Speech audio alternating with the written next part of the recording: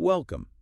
Today, we're going to be taking a closer look at a life that, well, while it was brief, it was spent almost entirely in the public eye. Mm-hmm.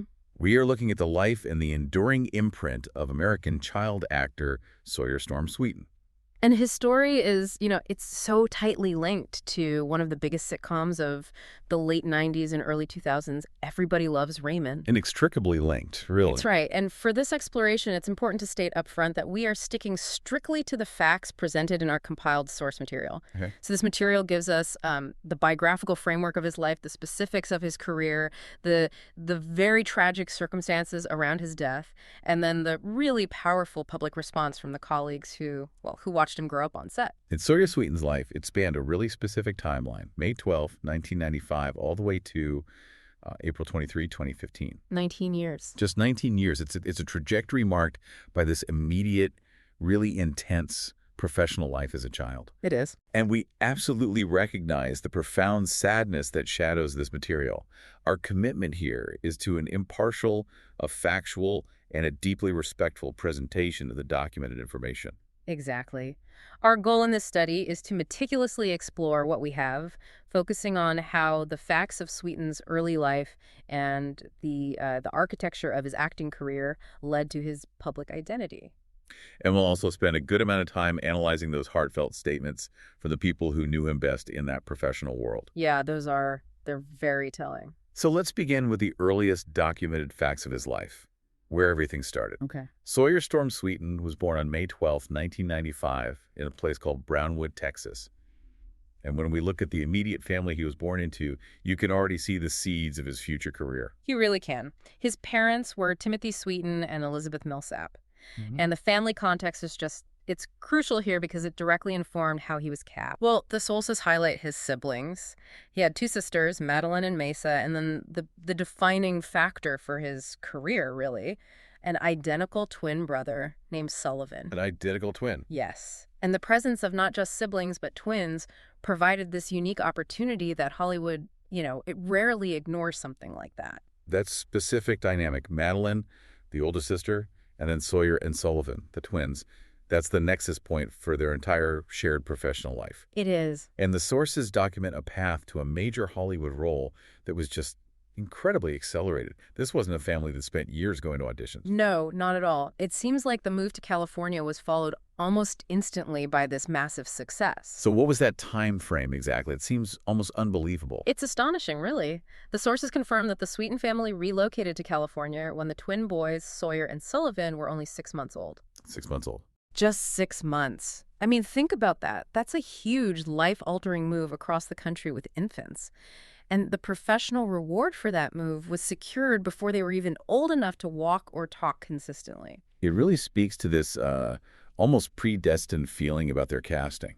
It does. So less than a year after that move, the sources confirm all three of the acting siblings were cast. Mm-hmm. I mean, securing a role on a major network television show before you even turn 1 year old, that has to be an extremely rare thing. It's incredibly rare, even for twins who are, often highly sought after in the industry for production reasons. Right, because of labor laws. You can have one twin on set while the other rests. Exactly. But it's the swiftness here that's the first key insight. The siblings, Madeline, Sawyer, and Sullivan, all got roles on the CBS sitcom Everybody Loves Raymond. And not just any show. Not at all. This was a hugely popular show, and this wasn't some short-run series. They would go on to star for the entire 9 seasons it was on the air. So this single job, this one professional engagement, it defined their existence for a decade, roughly from the age of 1 to 10. So their childhood development, how they learned, how they socialized. Yeah. It was all intrinsically linked to the environment of a professional TV set. Absolutely. Their formative years weren't just structured. They were structured by the demands of a high-stakes, primetime network schedule. It's one thing to be a child actor for a little while, for a movie or something. Right. But to be a recurring cast member for 9 continuous years, that creates a completely different developmental reality. They essentially knew no other way of life during their childhood, And you have to think, the choice to cast real-life siblings, and specifically identical twins, it created a really realistic and stable on-screen family dynamic. which probably contributed to the show's success and its relatability. I think so.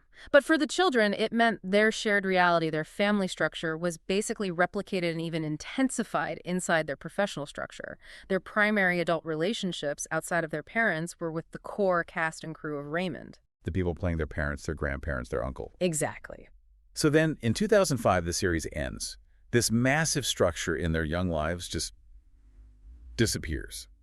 What do the sources tell us about the connection between Sawyer and his twin brother, Sullivan, as they moved out of the public eye and into their teenage years?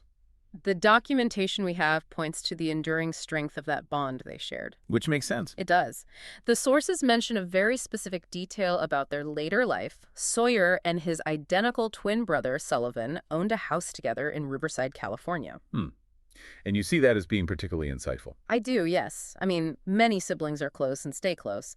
But after such an intense, shared, and frankly unusual childhood, the choice to continue sharing a home into their late teens and early adulthood suggests something more than just simple closeness. Right. It suggests a necessary continuity, maybe. A shared understanding that perhaps only the two of them could ever fully comprehend. Exactly. The experience of growing up as identical twin child stars, constantly working together, it creates this kind of unique shared identity. When that whole environment dissolves, it makes perfect sense that they would maintain the closest constant in their lives, which was each other. So the shared house suggests they were navigating that transition from a public childhood to a private young adulthood as a single unit. Relying on that, that unbreakable symbiotic relationship that was forged on the set of Everybody Loves Raymond, it just underscores the point that their lives were, in a fundamental way, inseparable. It paints a really compelling picture of two brothers who shared not just a birthday and their looks, but an entire career identity that was deeply intertwined. And they carried that singularity forward into a shared independent life, even after the fame was gone. A very powerful bond. Okay, so now we should probably turn our attention to the professional substance of Sawyer Sweeten's life. And the sources document this as spanning exactly between 1996 and 2005. This 9-year span is the entirety of his active years as an actor. That's right. And when we review that period, one role, just it dominates overwhelmingly. Let's expand on that. His television career and that defining role is Jeffrey Barone. The role on Everybody Loves Raymond, running from 96 to 2005, was everything. Sawyer played Jeffrey Barone, one of the twin sons. And the critical point here is that he wasn't just a guest star who popped in and out. No. He was a core part of the recurring cast for the full 9 seasons of the series. And to really understand the gravity of that, you have to consider how successful that show was. It was a cultural phenomenon. It ran for over 210 episodes. That level of continuous, sustained professional employment, especially for a child, is monumental. It's not just the duration either, but the kind of work it is. Being part of a recurring cast on a CBS sitcom that requires a weekly commitment. Oh, absolutely. You've got table reads, rehearsals, filming schedules, probably press junkets. Right. It's an environment that demands incredible discipline from very, very young children. And what about the nature of the role itself, being one of the twins? How did that add complexity to his professional identity? Yeah. Well, the twin dynamic meant his professional existence was shared and mirrored. He was always Jeffrey, standing right next to his twin, Sullivan, who played Michael. Right. Their roles were often, interchangeable in the dialogue, but visually, they were a unit. They were the energetic, often mischievous children of Ray and Deborah. The scripts required them to be a physical, interactive unit. So the demands on Sawyer were never solitary. Never. They were always coupled with the demands placed on Sullivan. This had to have amplified the intensity of the whole experience. And we also have to consider the environment that's created by child labor laws. Mm-hmm. While those laws are there to protect young actors, they also add another layer of really rigorous structure to their day. They weren't just showing up to play around. No, not at all. They were obligated to fulfill educational requirements, which limited their time on set. So they had tutoring on set. Precisely. The sources implicitly confirm that for 9 years, Sawyer's environment was this blend of conventional schooling, likely on-set tutoring, and rigorous professional performance. The time spent on location, even with those limits, dominated their schedule from their toddler years all the way through their preteen stage. Which means his primary relationships during the day were with the adults playing his parents, grandparents, and uncle. Yes. The adult cast became these sort of surrogate figures, observing and interacting with these children daily as they matured from babies into young boys. Given how long the series ran, you might expect a child actor with that kind of visibility to have, a long list of other credits, trying to diversify their portfolio. Right. But the sources suggest the complete opposite. His focus was almost entirely on Raymond. That is correct. The sources document only 2 other specific credits during this active period. Just 2? Just 2. Which really highlights how demanding that 9-season schedule must have been, or, maybe how focused the family unit was on maintaining stability within that Raymond structure. So let's detail those 2 other roles, just so we can cover the full scope of his filmography that's in the material. Let's start with the film credit. Okay, his film credit came in 2002. So that's about halfway through the run of Everybody Loves Raymond. Right in the middle of it. Exactly. The film was called Frank McCluskey, CI. He was cast as young Frank McCluskey. Okay. And while details about the size of the role are a bit scarce, just securing a feature film role, even a small one, shows he had some visibility and interest outside of the sitcom world at that time. And then there was a brief guest spot on another popular show, one that was targeted more at a younger audience. Yes, that was in 2000. He made a guest television appearance on the Disney Channel series Even Stevens. I remember that show. Yeah. In an episode titled All About Yvette, he played a character named Milton. And this brief diversification, it shows he was active and known within the industry, but these sporadic roles, they really stand in stark contrast to the continuous, permanent fixture he was on CBS primetime. So the totality of his professional life is really framed by that one decade, 1996 to 2005. That's it. The primary professional identity, the enduring image in the minds of the audience and his colleagues, is undeniably Jeffrey Barone.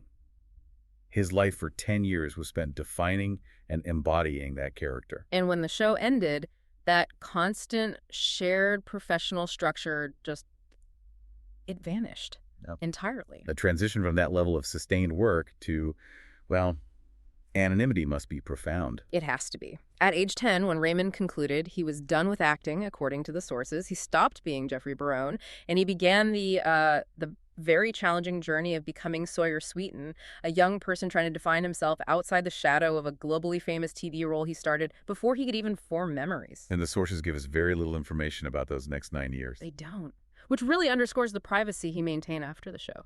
That lack of documented professional activity after 2005 is, in itself, a really significant data point.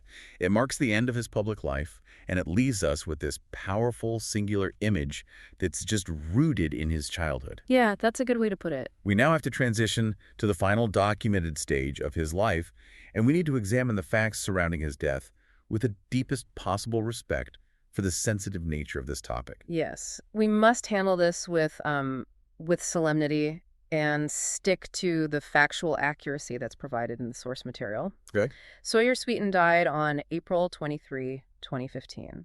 And the location of this event, according to the documentation. This occurred in Austin, Texas. He was still so young. Yeah. Barely across the threshold of early adulthood, which just adds another layer of sorrow to this timeline. He was 19 years old at the time of his death. The sources point out the heartbreaking proximity to a major milestone. Which was? He passed away just 19 days before his 20th birthday on May 12th. He was on the very verge of entering his 3rd decade of life. Regarding the cause of death, the source material is explicitly clear, and we have to relay those painful facts. The documentation states explicitly that he died from a self-inflicted gunshot wound to the head.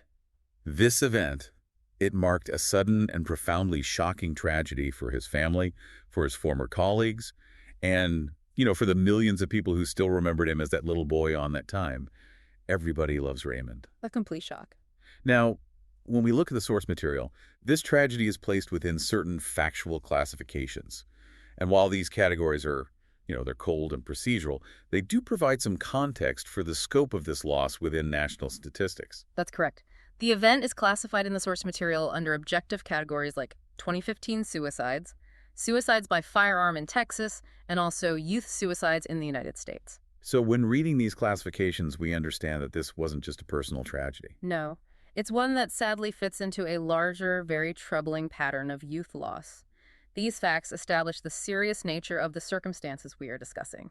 And it's the immediate and widespread reaction from his professional community that provides the human counterpoint to these cold facts. Yes. His death, because of the high visibility of his childhood role, prompted this outpouring of public emotion, especially from the very adults who had essentially raised him on set for 9 years. The depth of that reaction, it speaks volumes about the genuine bonds that were formed during that long, long tenure. For 9 seasons, the cast and crew were intimately involved in the daily lives of the Sweeten children. Day in, day out. Exactly. So when a tragedy like this happens, the professional distance, it just collapses entirely. And what remains is the shock and grief of a substitute family unit. The tributes were immediate, they were public, and they felt necessary. They reflected the intense impact he had on their lives. The public response was this stark reminder that even though he'd been out of the spotlight for a decade, the relationship he forged with his co-stars was permanent and deeply personal. It clearly was. So let's analyze the specific language and the themes that are present in those public statements, the ones released by his former colleagues. Okay. Because these are more than just, standard condolences. They feel like attempts by those closest to him professionally to articulate an unimaginable loss and share their memory of who Sawyer really was. I agree. They're very personal. We can start with Ray Romano, the star of the show, and his on-screen father. His response focused heavily on the shock of the situation and the core personality traits he remembered. Romano's statement articulated that immediate emotional impact. He said he was shocked by the news. And his description of Sweeten focused on his demeanor, calling him a wonderful and sweet kid to be around.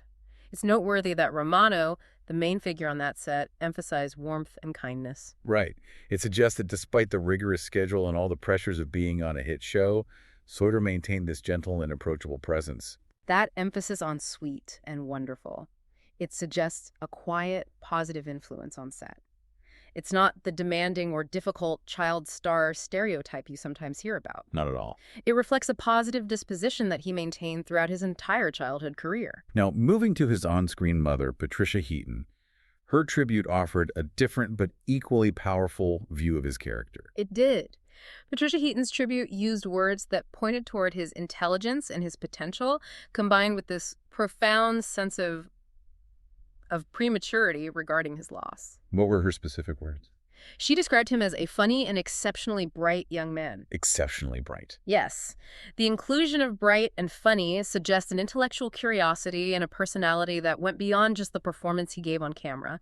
And crucially, she ended her sentiment by expressing the pain of his youth, stating explicitly that he is gone from us far too soon. That line really captures the essence of the tragedy, doesn't it? The loss of potential in a young man she had literally watched grow from a baby. It does. The consistency in the cast's response is really striking. Brad Garrett, who played Uncle Robert, he focused his comments specifically on the nature of their collective family bond. He underscored the duration of their shared experience. Garrett's perspective was essential because he directly addressed those blurred lines between their professional and their personal lives. Right. He stated unequivocally that the Sweeten family was our family for those 9 years on Raymond. That's a powerful acknowledgement. It says they weren't just actors reading lines. They had a genuine, long-standing familial connection. And how did he conclude his statement? He concluded by sending his deepest condolences and love go out to them during this unimaginable time. It highlights the extreme depth of the grief associated with the sudden loss of a member of this extended family. It provides the necessary context. This was not the loss of a casual acquaintance. It was the loss of a child they had, in a professional sense, effectively co-parented for a decade. That's a good way of putting it. Phil Rosenthal, the creator of Everybody Loves Raymond, also weighed in. But he contextualized the tragedy within the frame of his creative vision, seeing the children as a collective unit. Yes, Rosenthal's tribute was very sentimental and universal. He focused on the 3 siblings, Sawyer, Sullivan, and Madeline, as this constant presence on set. He described them as children that never failed to make us laugh or remind us of how we feel about our own children. That's revealing. It is. That statement reveals the emotional function the child actors serve for the production. They grounded the show in reality and provided a constant humanizing element for the adults. Rosenthal's perspective ties their professional contribution directly to their sentimental value. It's a reminder that every adult on that set was also looking at their own family life through the lens of watching these kids grow up. Absolutely. And finally, the response from his real-life sister and co-star, Sawyer Sweeten, carried a sense of urgency. Her public statement was less a general condolence and more a direct, actionable appeal to the public. Yes, Madeline, who shared that unique childhood and professional experience with her brothers. Her statement shifted the focus from remembrance to immediate action. What was her specific plea? Her specific, powerful plea was for everyone to reach out to the ones you love. This message, delivered in the immediate aftermath of her brother's tragic death, it speaks to the immense pain of loss and the urgent need for familial and personal connection in the face of suffering. The uniformity of these tributes, from the stars to the creator to his own sister, it clearly establishes that Sawyer was remembered not just as the character Jeffrey Barone. No. He was remembered as a genuinely loved and respected person within that production community. The memory of the sweet kid who was exceptionally bright endured long after the camera stopped rolling. And we have one final crucial detail provided in the sources regarding the permanent nature of his memory. Okay, what's that? 4 years after his suicide, specifically on April 24th, 2019, the family dedicated a theater in his name. Yes, and this act of memorialization is significant. It ensures his name and memory are attached not just to a tragic ending, but to a space dedicated to art and creativity. It provides a lasting, tangible tribute to his life and his talent. That memorialization allows the public memory of him to move beyond the circumstances of his death and connect back to the creative world he inhabited during his most active years. Exactly. A very thoughtful tribute. So we have meticulously traced a very specific, intense, and ultimately brief trajectory. We have. From a baby moving to California and being cast almost instantly, to starring in a hit show for nearly a decade, followed by a sudden withdrawal from public life, and finally to a tragic death that evoked widespread shock among those who worked with him. The sources, by classifying him using specific professional categories, help us contextualize how unique his experience really was. The material notes him as an American identical twin child actor and also a male actor from Texas. And that first category, American identical twin child actors, is the most revealing one. Why do you say that? It underscores that his career was fundamentally shared. It was inseparable from his twin, Sullivan, and this just amplifies the unusual circumstances of their early lives. They weren't just actors, they were a professional tandem, a symbiotic unit, embodying the Barone twin dynamic for 9 consecutive seasons. That level of shared, intense spotlight is highly unusual. It meant that his personal and his professional boundaries were established very early, and they were always defined by a partnership. Right. And when the show ended, the professional partnership also ended, leaving this vacuum that both brothers had to fill simultaneously as they entered their crucial late teenage years. And the fact that the source material points out their co-ownership of a house later on, it just emphasizes that shared journey and perhaps codependency persisted long after the spotlight faded. The entire narrative documented in our sources is one of extreme stability followed by radical change. That's the perfect way to frame it. The stability was provided by the set of Everybody Loves Raymond, the same people, the same structure, the same job for 9 years. And the radical change. The radical change was that abrupt shift at age 10 into a non-famous life, forcing an identity reconstruction outside of the public gaze. Which means the public memory of him remains permanently tied to that 8-year-old child on television. Yes, creating a dissonance that often affects those who experience childhood fame. And the profound depth of the shock expressed by the cast, calling him a wonderful and sweet kid. Yeah. It just speaks to the power of those bonds that were forged during that formative decade. They watched him grow from a toddler into a young man, and their grief was commensurate with that close, sustained observation. It forces us to synthesize all these documented facts into a larger reflection. The material shows us a child whose entire early development was wrapped up in the identity of Jeffrey Barone. And when that identity was forcibly retired at age 10, he had to navigate a critical period of his life, adolescence and early adulthood, without the professional structure and public validation that had been his constant normal. The documented trajectory is a striking case study. It presents a childhood of immediate, sustained, and successful public exposure, followed by nearly a decade of relative privacy, only for that private life to tragically re-enter the public consciousness due to the circumstances of his death. Yes. And that is the ultimate reflection point for you, for our listeners to consider. based on the documented material. Okay. Given that the Sweeten siblings were cast less than a year after moving to California and then starred for 9 straight seasons, their public childhood was intense, immediate, and sustained. So it forces us to ask some difficult questions. It does. What are the long-term specific implications of having your identity defined by a character for the entirety of your formative years? And what happens when that established world just vanishes abruptly, leaving a young person to construct an entirely new identity without the unique professional framework they've always known? That is the core environment that the source material documents for Sawyer Sweeten. It is. A truly profound set of circumstances to reflect upon. It really underscores the delicate balance between childhood development and sustained public performance. Thank you for joining us for this extensive exploration of the material concerning Sawyer Sweeten's life and legacy. Thank you for your careful and respectful attention to this grave and complex subject matter. Thanks for listening.